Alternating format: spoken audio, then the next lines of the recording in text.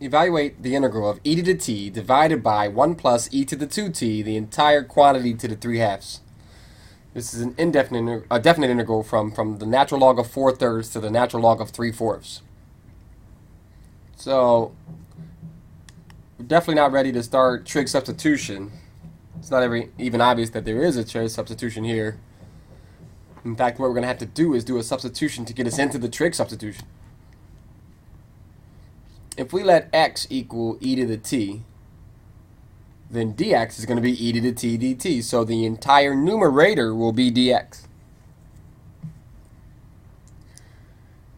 Now e to the 2t, that's in the denominator, think of that as e to the t quantity squared. And so then that's going to become, or the entire thing, 1 plus e to the 2t is going to become 1 plus x squared. Okay, so e to the t being x, when we look at e to the 2t, we have x squared.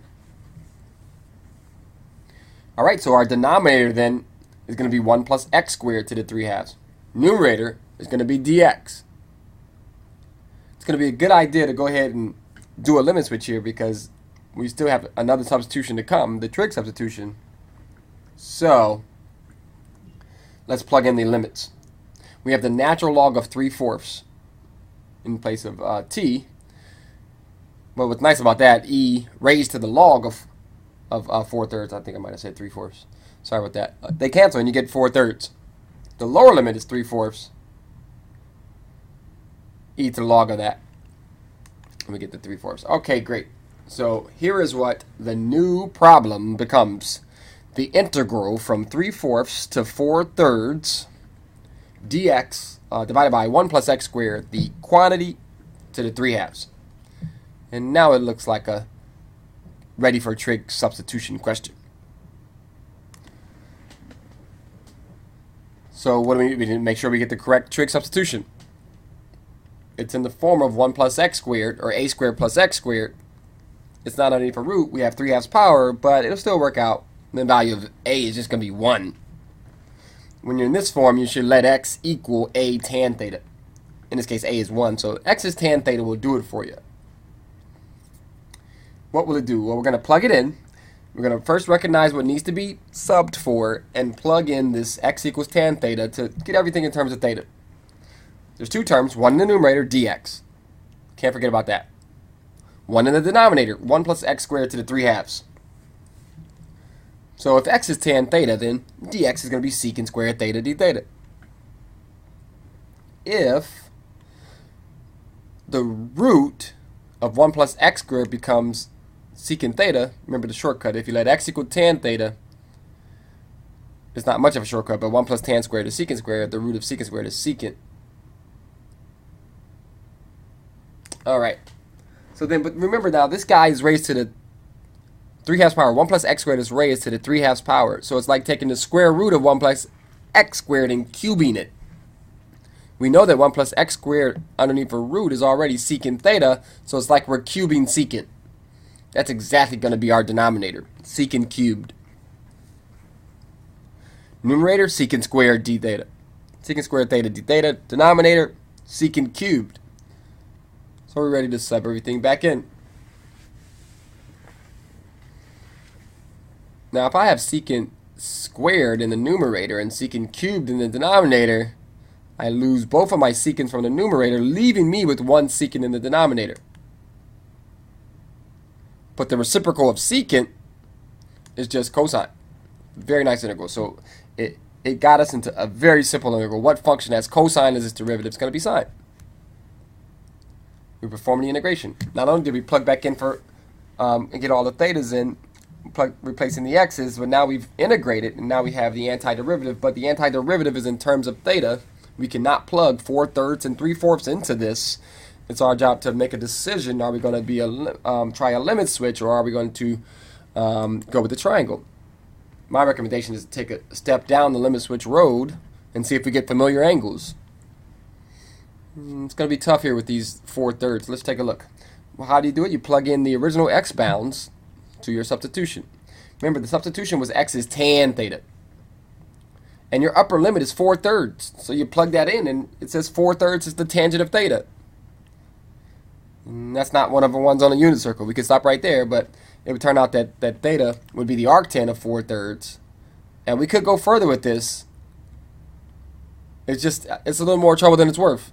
You actually have to draw a triangle to figure out what the sine of that is. And so if it requires all that work and you need a triangle anyway, then just go with the triangle to begin with. So let's take a look at that on the next slide. So we have x is tan theta, and we integrate it to get sine theta. We go to the triangle, back to the original substitution, x is tan theta, and solve for the trig. Well, the trig is already solved for x. Tan theta is x. It's not a fraction, so we can just divide by 1, make it a fraction. This is going to be directions. This is going to be a guide to how you create your triangle. Knowing that tangent is opposite over adjacent, we need to draw a triangle with the theta as the angle, base angle, and we need the opposite to be x, the adjacent to be 1. Then we go find the third side, leg squared plus leg squared is hypotenuse squared. So we end up with x squared plus 1, or 1 plus x squared, underneath the root, the original kind of root that got you there, even though you didn't have a radical symbol in your first version of in your version of the problem. All right, great. So we had sine of theta, and we have this triangle in front of us. So we can read off what the sine of theta is, because it's opposite over hypotenuse. So the sine of theta is this x over the root of 1 plus x squared. This is the guy that we need to evaluate for x. Our original integral, we have the antiderivative right now, and now we can plug in the 4/3 and the 3/4. Let's do it on the next slide so we have more room. So you plug in 4/3, replace x by 4/3 literally, replace x by 3/4 literally, and we'll do the calculation along the way. We have the 4/3 in the numerator, and we square 4/3 in the denominator. So we'll have 16/9. When we square 3/4 in the denominator, we'll have 9/16. These guys get added to 1. If you want to rename 1, that works out well. On the one fraction, we'll have it as 9 over 9. On the other fraction, we'll have 1 as 16 over 16. So we can add the fractions that are underneath the radical symbol. And we end up with, under our first radical symbol, 25 over 9. Under our second radical symbol, 25 over 16. All right, those are nice perfect squares. 5/3 for the first guy and 5/4 for the second guy. And if you recognize the cancellation, just do it. Just be careful not to overdo it. That is a minus sign in between these two. So let's just write it out. We have 4/3 times 3/5. And from that we take away 3/4 times 4/5. And so that makes it a little easier to see the cancellation.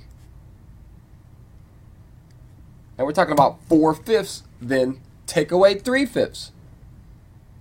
More commonly known as 1/5. That's the answer to the question.